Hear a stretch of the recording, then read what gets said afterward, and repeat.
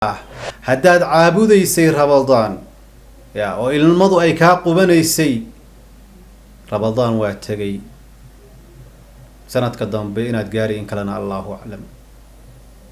haddaad Ilaahay subhanahu wa ta'ala caabudaysayna Ilaahay waa hayyun baaq waa mid hayy asagana baaqi tub ila Allah tawbatan nasuha hakun noqon walaalle adiga oo Ilaahay subhanahu wa ta'ala qalbigaagi nadiifiyay oo juhdi badan soo bixiyay oo lagu tahirayo xumaan badan laga dhaqay gafaf badan laga dhaqay Ilaahay subhanahu wa ta'ala tawbadi ka aqbalay qalbi nadiif adigoo leh ayuu Ramadaan dhamaaday maxaad ugu celinaysaa wasaqdi qalbiga maxaad ugu celinaysaa xumaantii Ilaahay ka dhaqay maxaad ugu celinaysaa hadaba marka walaalka muslimka iyo walaasha muslimadda ahay adigu waad isgaranaysaa markay fariimaha noocaana ku soo gaarsiiyaan culimadu waxaad naftaada u sheegi kartaa kuwa adiga aad ka tirsan tahay sida fariinta lagu soo gaarsiiyayna u qaado haddaad kuwii hore aad ahayd oo lambar 1kii hore aad ahayd ee marka horeba cibaadadooda ay fiicnayd oo soonkii aad si fiican uga qaniimaysatay khayr ban Ilaahay subhanahu wa ta'ala kaaga rajaynayna haddii kuwa dhaxa aad ahayd ee soonka uun soo baraarugay aad ahayd haddana meeshoodii ku noqdayna waxaan ku leenahay Allah subhanahu wa ta'ala wali baaqi weeyaan haddii aad ahayd kuwan u dambeeyana tawba ayaan Ilaahay subhanahu wa ta'ala kaaga rajaynayna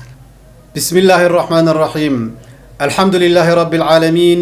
wa bihi nasta'inu ala umuri ad-dunya wa din وصلى اللهم على نبينا محمد وعلى آله وصحبه وسلم أيها الإخوة والأخوات ملاحظة كوبا أيا إن شاء الله تعالى وحن قصة مينينا بشي رمضان مرتضى نوع هيت يودتك انت بدن قيبها أيو قيب سمان بشهر رمضان مركي أي دلتو saddex qaybood ayuu dadku u qaybsan yahay mar haddii Ramadaan ay imaado midka adigu aad ka mid tahay waad ogaan kartaa si fudud xaaladaadu waxa ay ku sugan tahay waad ogaan kartaa saddexda qaybood oo dadku muslimiinta ay yihiin waxa ka mid ah qof markiisii horeba Ramadaan intuusan imaanin cibaadeysan jiray wada wanaagsan ku cibaadeysanayay إلهي سبحانه وتعالى كحرنا مساجد كحرنا مركو رمضان كي ماذا قف كاسي قف كنوع عاصة مركو حسيلة وجبارية عبادة حسيلة وجبارية قف كاسي وحالي هذا وقني ميستي بشي رمضان سودوين تذا يسينا وغفا إليستي لروحي وحبل المتين بلشوي بشارو warheede waa maxay bishaaradu soo moogid in laga raystay xarumihii dadka badan la isku dhex ilaajinayo mid cilaaj uu furay xarun dadka si gaargaar ah lagu daweeyo ilaan xaaji xasadkayga baad ahayd maxaad mar hore ii geen wayday xaruntaas sida gaarka ah dadka loogu daaweeyo waa adiga boqolka qof igu dhex daraya cudurrada laga daaweynayo waxaa ka mid ah dhiig furanka waalida ceedo wareerka umusibyaanka gabdhaha wejiga ka halaabay baabasiirka dhagaxa kiliyaha gala xoojinta raganimada isha dhiigkarka sokorta naxdinta kili xanuunka waswaaska madax xanuunka jinka dhalmala'aanta dhasha Allah bixiye toobinta iyo waxaa jira walaalayaal qolo kale oo ayaguna bisha Ramadaan intaysan dhalan ku sugnaa qaflad salaadahoodu jamaacada aysan soo haleelin waxyaabo badan oo qaladaada badan isaga dhex jiray Ramadaan markay dhalato isbedel buu sameeynaya masaajidu soo galaya kitaabkii buu akhrinayaa waa uu khushuucaya wuu ilmeynayaa oo ilmada ayaa ka qubanaysa salaada loogama hormarayo masaajidkana inuusan ka dhixin baaba suurtagal ah qoomamo badan buu sameynayaa oo amalkii uu ku soo jiray Ramadaan ka hor buu ka qoomameynayaa markaasa Ilaahay subhanahu wa ta'ala waa qafuurur rahiim dambiyadiisii oo dhan inuu Ilaahay ka dhaqo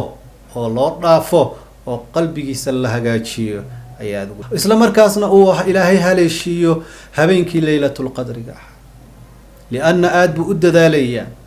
bisha Ramadaan markay tagtana waqtigeedii loogu talagalay uu dhammaado halkiisiibuu ku noqonayaa, khafladiibuu ku noqonayaa, acmaashii xumaayoo sameynayuu ku noqonayaa. qofkaasi waa qof khasaaray adduunkiisi iyo aakhiradiisaba waa uy ku khasaareen. juhdigii badnaay oo soo bixinayay, oohintii masaajidka uu ku dhexoynayay, tilaawada dhexdeeda dadaalkii uu soo sameynayo dhan waa mid khasaaray weeyaan. khasira addunya waalaakhira, dalika huwa alkhusraan lmubin. waxaa kaloon leenahay qofka noocaas oo kale ah, haddaad caabudaysay ramadaan ya oo ilmadu ay kaa qubanaysay, ramadaan waa tegay, sanadka dambe inaad gaari in kalena allahu aclam. haddaad ilaahay subxaanahu wa tacaala caabudaysayna, ilaahay waa xayun baaqi, waa mid xayi ah, isagaana baaqi ah. tub ila allahi towbatan nasuuxa, ha ku noqonin walaalle adiga oo ilaahay subxaanahu wa tacaala qalbigaagii nadiifiyey oo juhdi badan soo bixiyey oo lagu tahiray oo xumaan badan lagaa dhaqay, gafaf badan lagaa dhaqay, ilaahay subxaanahu wa tacaala towbadii kaa aqbalay, qalbi nadiif ah adigoo leh ayuu ramadaan dhammaaday. maxaad ugu celinaysaa wasakdi qalbiga? maxaad ugu celinaysaa ya xumaantii ilaahay kaa dhaqay maxaad ugu celinaysaa? fiiri, dharkaaga markaad dhaqato ood maalmo ku labisato, markaad aragto wasaq gaartay aad baad uga xumaanaysaa, haddana waxaad leedahay lay dhaqo, ma sii wadanaysid, lian waa wasaq wey. qalbiga ilaahay kuu dhaqo, kuu qurxiyey oo maaragta ilaahay subxaanahu wa tacaala ramadaankii dembiye badan uu kaaga dhaafay, maxaad usii wasakheynaysaa? ka joog walaal. walaasha muslimadda iyo walaalka muslimka ahow ka joog, walaalka muslimka ahow ka joog, qalbigaaga ha sii wasakheynina, ka joog. idan marka waxaa weeyaan akhi lmuslim wa ukhti lfaadila, qalbigaaga nadiif buu kuu yahay, ha wasakheynin. qolo waa kuwaas. kuwa saddexaad waa kuwo bisha ramadaan